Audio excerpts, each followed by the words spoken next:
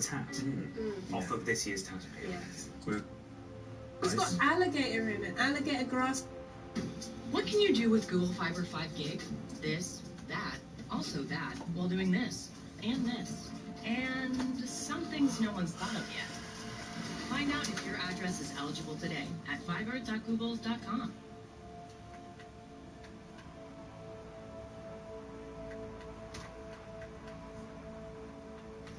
Como alguien que sabe lo que es tener diabetes tipo 2, le dije a mi médico, si Ozempic puede bajar mi nivel de azúcar en la sangre, estoy dispuesta a probarlo. Luego de 3 meses, cuando recibí mi primer resultado de A1C, mi médico y yo estábamos felices. Como Ozempic, mi A1C está por debajo de 7, y aunque no es un medicamento para adelgazar, en poco más de un año bajé algo de peso. Pregúntale a tu médico acerca del Ozempic. A mí me funcionó. Ozempic es un medicamento inyectable de beta con receta usado junto con una dieta y ejercicio para mejorar el nivel de azúcar en la sangre en adultos con diabetes tipo 2 y para reducir el riesgo de eventos cardiovasculares serios tales como ataque cardíaco, ataque cerebral o la muerte en adultos que padecen diabetes tipo 2 con enfermedades cardíacas confirmadas. Ozempic no es para usar en personas con diabetes tipo 1 o niños menores de 18 años. No comparta las agujas o la pluma de Ozempic con otras personas. No reuse las agujas. Compartirlas puede ocasionar una infección. No utilice Ozempic si usted o un familiar ha tenido cáncer medular de tiroides, síndrome de neoplasia endocrina múltiple tipo 2 o si es alérgico a Ozempic. Suspenda Ozempic y solicite atención médica de inmediato si le sale un bulto o tiene hinchazón en el cuello o una reacción alérgica. Pueden ocurrir efectos secundarios graves, incluyendo pancreatitis. Deje de usar Ozempic y solicite atención médica de inmediato si tiene un dolor intenso de estómago. Pueden ocurrir problemas de la vesícula biliar. Informe a su proveedor de atención médica si tiene síntomas que pueden incluir dolor de estómago, fiebre, coloración amarillenta de la piel o los ojos. Informe a su médico si tiene retinopatía diabética o cambios en la vista. Informe a su médico si está embarazada, planea quedar embarazada o está amamantando.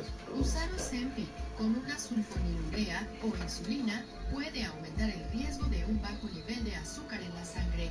Hable con su médico acerca de cómo prevenir, reconocer y manejar un nivel alto y bajo de azúcar en la sangre. Los efectos secundarios comunes son náuseas, vómitos, diarrea, dolor de estómago y estreñimiento. Hable con su médico acerca de cualquier efecto secundario que le moleste o no desaparezca. Algunos efectos secundarios pueden producir deshidratación, lo cual puede empeorar los problemas en los riñones. Beber abundante líquido puede disminuir la probabilidad de deshidratación. Hable con un médico acerca de Ozempic. Spread beef and pork. Do you guys want to try some python? Does that just mean the beef is fed on alligator grass? Duck and pork. Right, yeah. No, I think it's got alligator. It might well do. I've had alligator before. Ingredients: alligator, grass-fed beef, pork raised without antibiotics. Smells like jerky to me. Brandon and Miranda, thank you so Thank much. you very much. Memorandum. I'm going to stop it. They won't watch anything. Yeah. They'll kill another pig. Right, let's try some. I don't want Some to try snack. that. I'll try it. I bet it just tastes like jerky. It does. It's just the same seasoning and consistency. No. It does taste and feel the same as jerky, but it, you know, it's interesting to know that you're eating snake. Yeah. Peter, what one do you want to open? I want to open another piece of jerky first. Okay. You want to open it? With my teeth. Whoa. Something big and furry in there. That's not. Oh, I've slightly, it did say open with care, and I have just slightly cut this. It says, Carl Mitchell presents, it's not even a pun, James Jenkins, The Tank Engine. Oh, friend!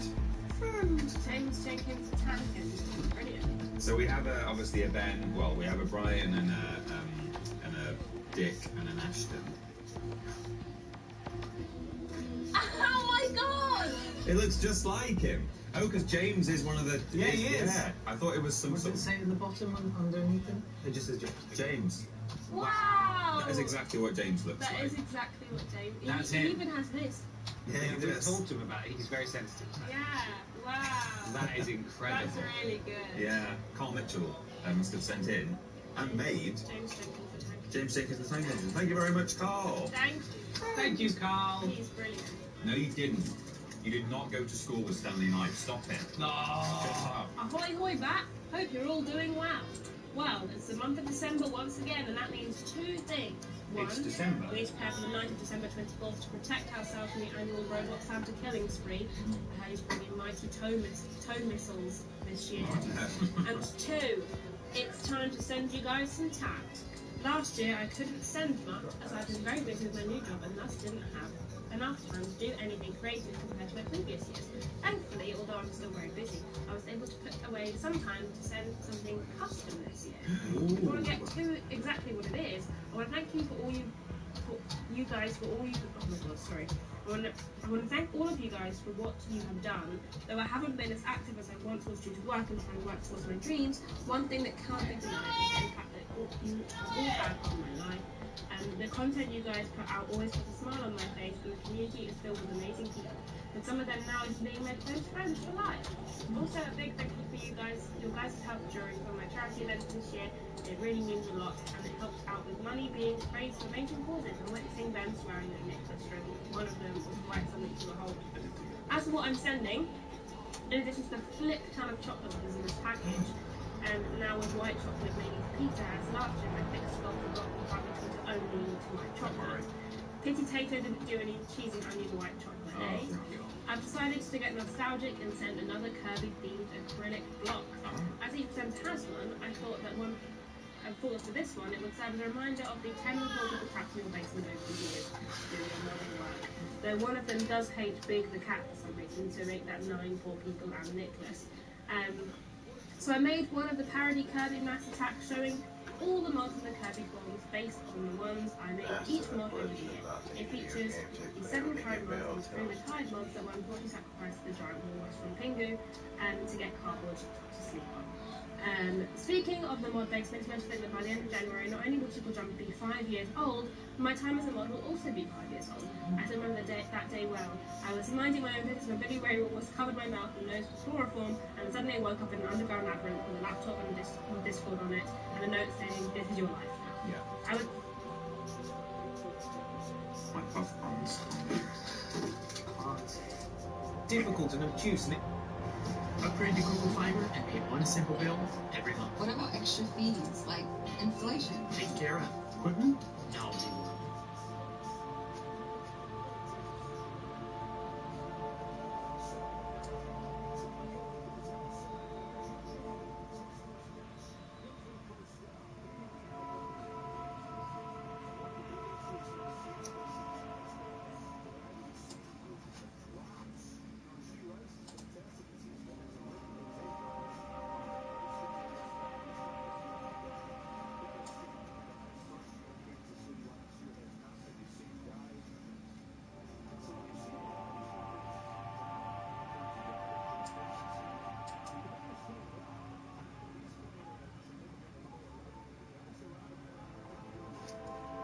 Cops, actually, or the cop runs away.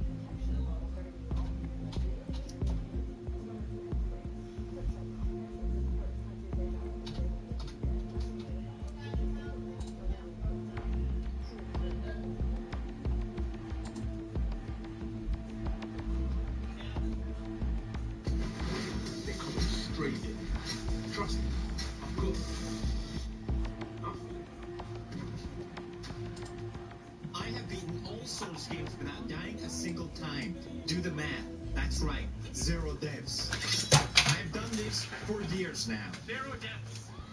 0 deaths. 0 deaths. 0 deaths. 0 deaths. I have never died in a video game ever in my life. 0 death. 0. People all over the world are amazed by my great gaming skills. Mad impressive how Pune's got a 0 death run first time playing. Det most impressive ting is det jag 0 deaths. Wow, I can't believe 0 deaths. Some people think I'm a liar, and they say my 0 death runs are fake, and that I actually die all the time. This sort of behavior is completely unacceptable. Okay, fine. Maybe I die once, maybe twice, maybe 500. What? No! What happened? 0! That does not count because my the girl. Wow, 0 defeats fake lol. He has faked this is no 0 death third studio. 0 deaths lies. What shameless clickbait. But I have decided my days of living like a fraud is over. My name is PewDiePie, and I'm going to beat Elden Ring with 0 deaths. For real this time. Okay.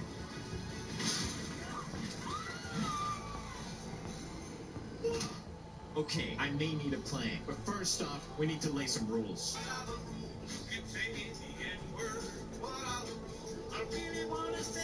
Rule 1 is obviously 0 death. If game says I die, I die. It's that simple.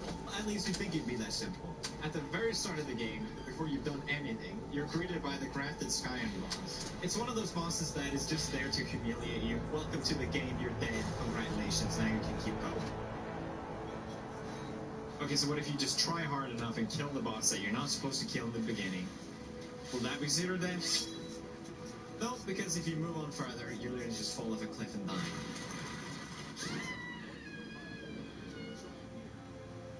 Fine, kill the damn boss again. Don't go on the cliff that collapses. Turns out there's nowhere to go, and the only way to progress is to die. If I have to die here, I might as well just jump off right away anyway, right? But this is clearly a 0 death rule break. The best way to deal with this is the best way to deal with anything in life, which is just get naked and hope for the best.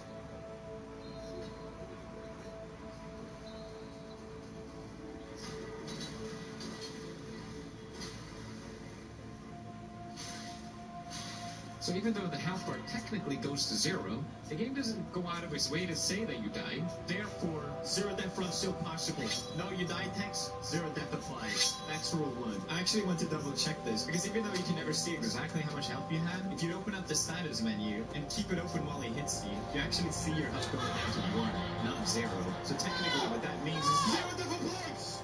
Rule number 2 is no summon. I think they're a cool addition to the game, but the point of this is for me to beat the game, not my sexy twin, okay? Rule number 3, no fundamental game-breaking glitches. The wrong warp is a great example. If you rest at the Belfry Tower Grace and do a little bit of game-breaking, the game will place you in the end game, and you have successfully skipped at least 5 non-optional bosses. So rule break. Last rule, don't use any weapons that are completely broken or overpowered. I will use some cheesy strats, but to completely rely on just seems kind of lame. Okay, so I had the rules, I had the challenge, now I just gotta figure out how to execute it. And for the record, I'm not good at these games. And what I was about to find out was that I was even worse than I thought I was. So I made a plan. Step 1, make my weapon as powerful as possible, as quick as possible. That way on the first bosses I can go from doing this to this. Before we continue, I should warn you, I am going to bombard you with information about this game. Things that you may already know, or you have not even played this game at all. But I'm going to tell you anyway.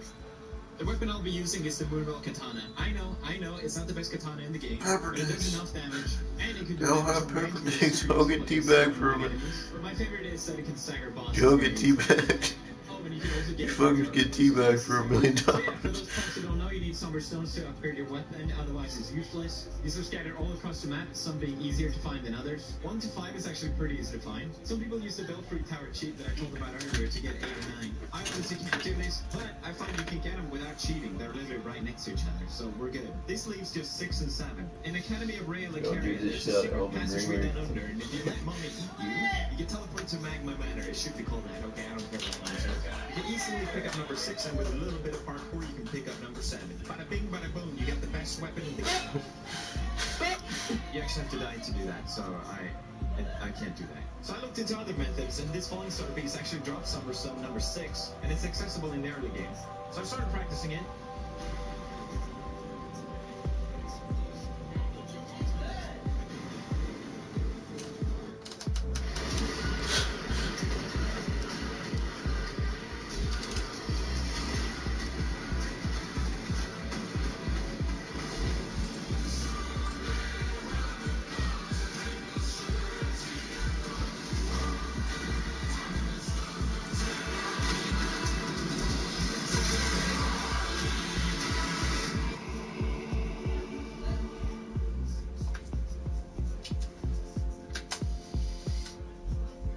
When your family is growing in ways you never expected, You like to be outside the city. agents who are realtors are here for it.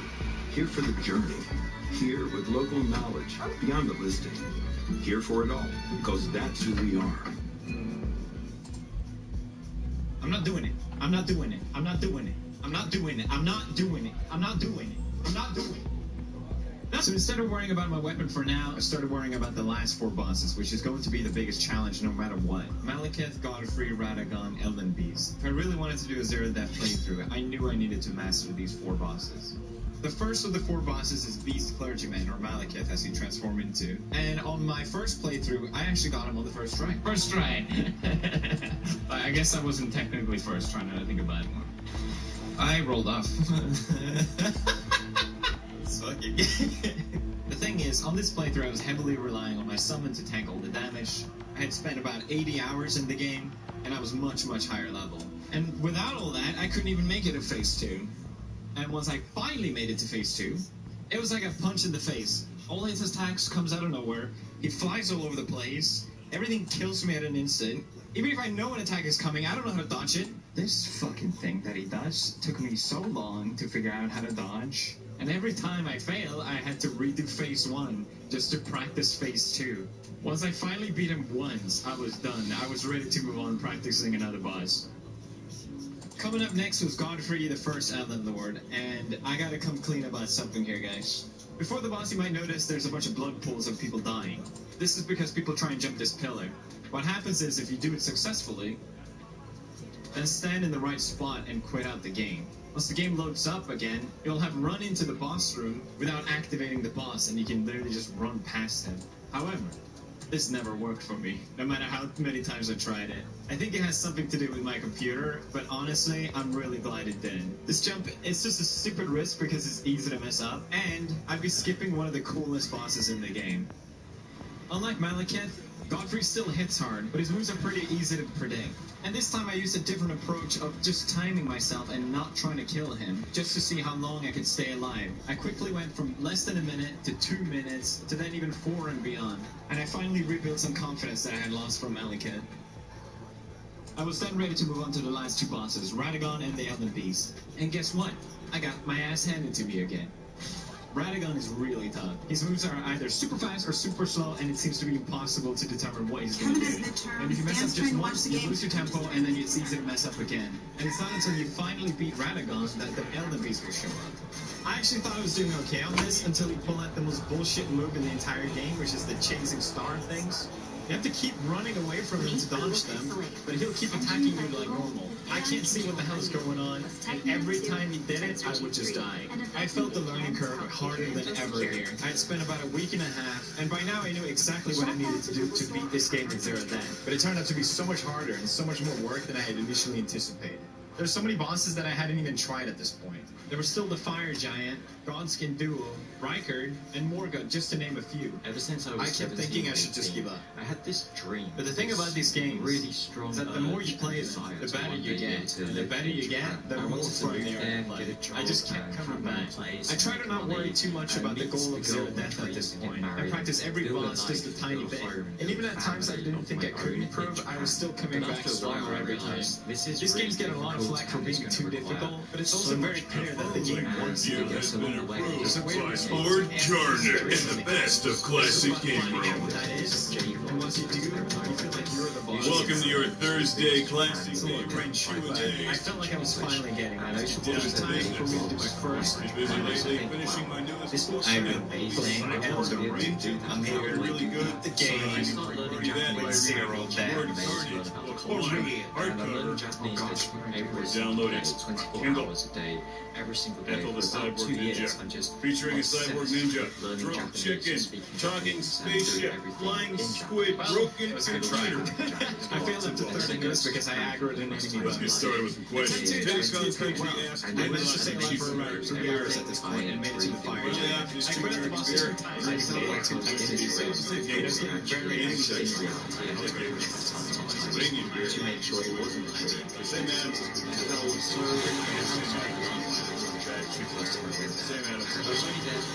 Okay, question here. Epic. I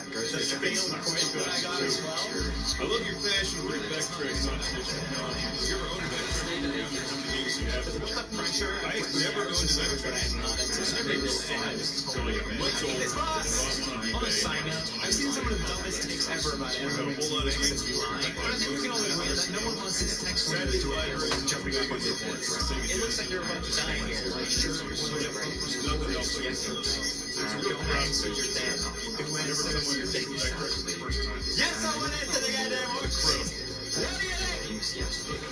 Hopefully the PlayStation 5 I can play the game all I want, but the truth is I played terribly. On attempt 3, I was back on the fire purgatory. I practiced on the market now, but there was one attack in one that I wasn't really sure how to dodge. And it's when he blows fire at me. Search the Power Rex Glove Pulse as And of course, he got I hope to be this game show and I am eternally grateful to them.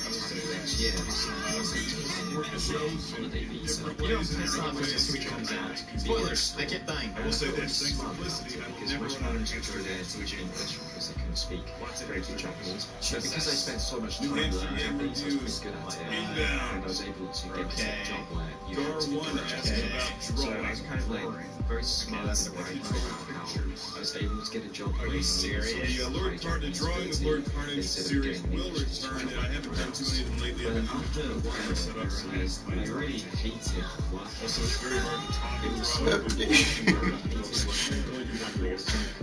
You were on sketch, but it's hard to talk, but I can't talk. by being angry, Right. All these kids are the The hardest ones. What am I doing? It's not practicing the easy ones. Meant that I kept making dumb mistakes. So I had problems. This means having to redo roads Also, Pennywog Country asks, where did all the beer go? and not to mention all the random I opened the deaths fridge, that keep there's happening. only 3 beers left. At least there's 3. What's up with that? Every time I failed, it wasn't just disappointing myself, but it also felt like I disappointed everyone. I wanted to do one attempt where I do it offline so I can just focus on the game, and at least then I can show you guys everything I have to redo every time I die. I'll warn you, it'll be a lot, but I want to be thorough with it, because that's what I would want if I watched it, so if you're ready, here we go. Google Fiber now in 5 gig. I just blink my eyes and it's like sent. Remote desktops. That might be nice if I'm working remotely. Support for multiple advanced devices. And I can listen to my music, I can download my music, I can also write my music all at the same time.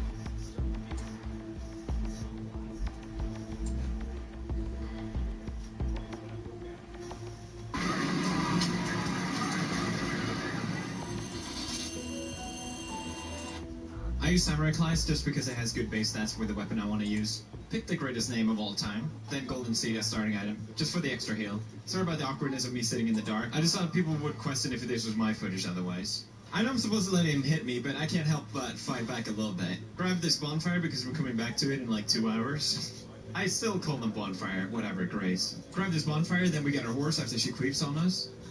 I queef. Why, yes, I am 12. Hit this guy, very important. It's like the shortest bonfire distance ever, but we are coming back here in like an hour. We cross the bridge and then we find our first somber smithing stone. I am aware you can just buy these, but all of them are in the route that I have. I feel like I might as well just pick them up, it doesn't matter. Then we run over to the first dungeon in the game. It's like the first dungeon, and they put a trap to put you in the end game for players that just stumble upon this chest. It's so mean. And you can't even teleport out if you get here. Anyway, it's good for us because we don't have to run as far. I was supposed to stealth out of here, but I kind of messed it up and almost died. But we're fine. We can get back on our horse torrent and start running. This swamp is great because we find our spell and staff that we need to kill our first boss in order to get our actual weapon. Rock sling and then the meteorite. right stuff. Grab this bonfire nearby because we need to head north, but later on we'll head south. And on the way, what's that? Number 4, baby. That's right. It's almost like we don't have to buy them. We keep going north to head to one of the caves. I hate this tunnel. You saw me die here earlier. But anyway, here's number 2. Yeah, just pick it up. It's literally on the way. Why not? Okay, so here's the scary bit. You could grab these runes if you want, but the most important thing is the golden foot that's down here. They literally come at you all at once. So panic, keep running, keep running, keep running. Honestly, it's not even that bad of a part, but losing 10 minutes kind of sucks, and the fact that I've died here before just makes you way more nervous when you're doing it. Don't judge me too hard on this, alright? I need to kill Alexander to get his talisman.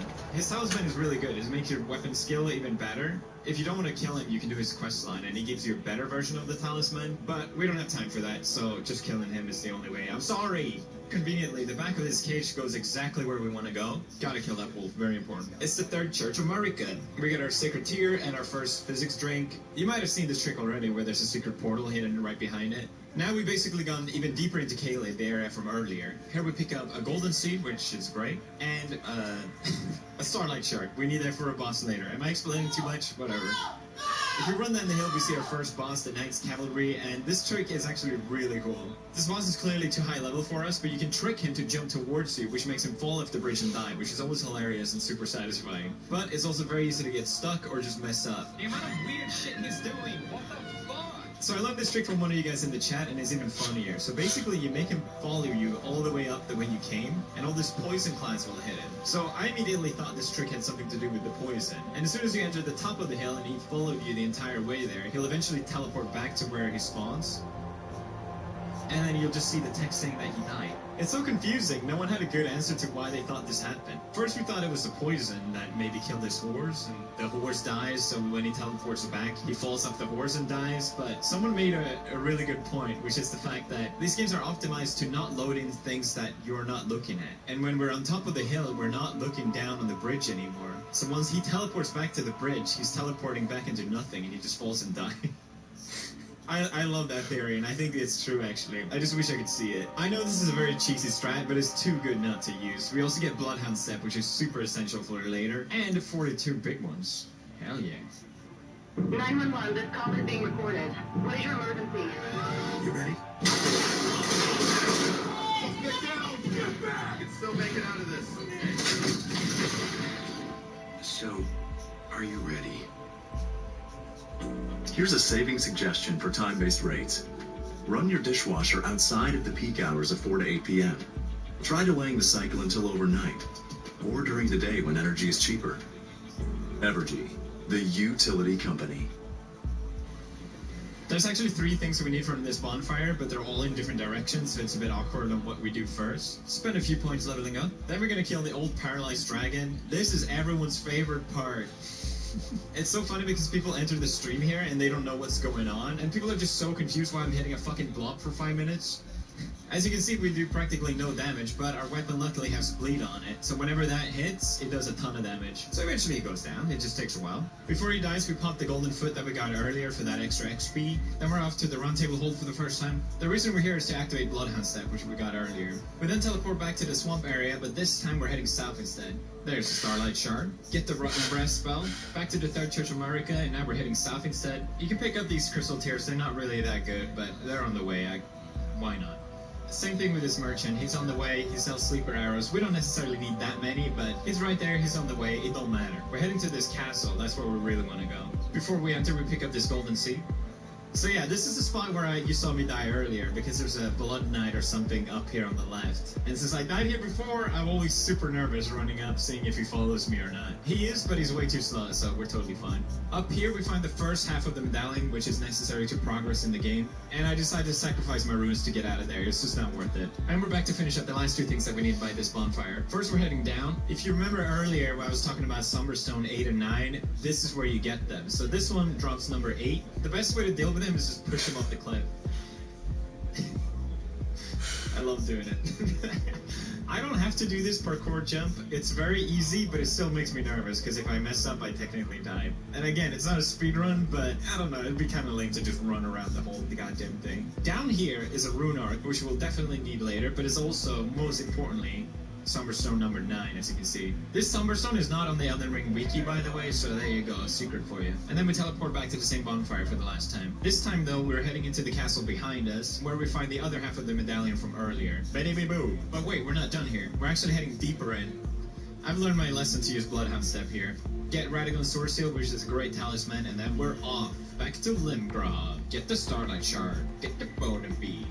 We'll come back here later. The next 30 minutes is pretty much just running around, and as boring as that is, I always feel really good being here. Because there's pretty much nothing that can kill us for a very long time, so I get to breathe out a little bit here. You have to stab this wolf. Church of Irrit, get that tear. We're picking up whatever upgrades we can on the way, you know. We're running the secret pass to skip the first 2 bosses. We'll come back when we're a bit stronger. Grab the bond, we'll come back here. Through the portal again.